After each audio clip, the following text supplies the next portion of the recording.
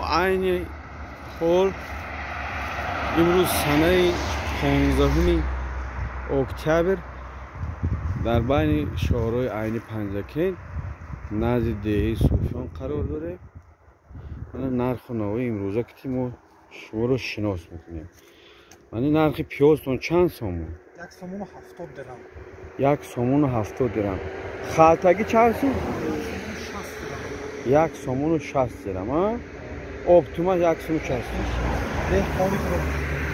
درم. این کارتوشکا سرخ. سرخ 3 سومون 30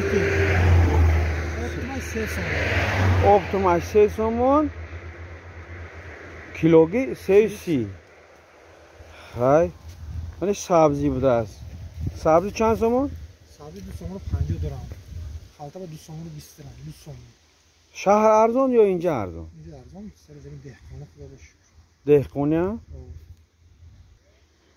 خیلی من شلغم بوده است. شلغم چند سومون؟ 2 سومون. 2 سومون. من گل کرم چند سومونی؟ گل کرم 4 سومونی. این بالگرز که چند سوم؟ 2 سومون. 2 سومون. اپتون با چند سوم؟ اپتون 1 سومون و 50 درم. 1 سومون و 50 درم.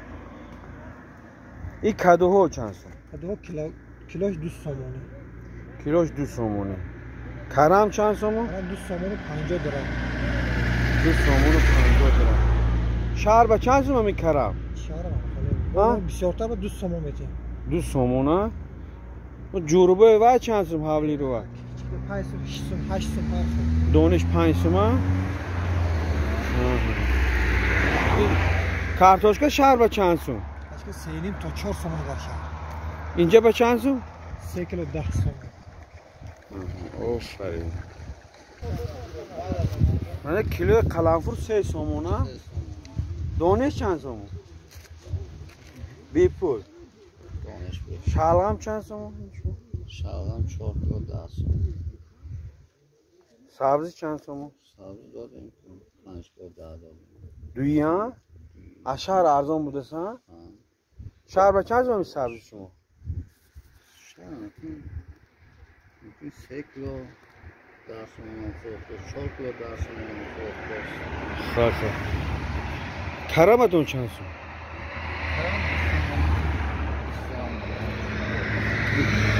کدو چند سوم کدو؟ کدو 2.5 سومون. کیلوش ها؟ این کدو خودتون میاد خریده؟ دهقانی خودتون ها؟ همه چیزا دهقانی خودتون.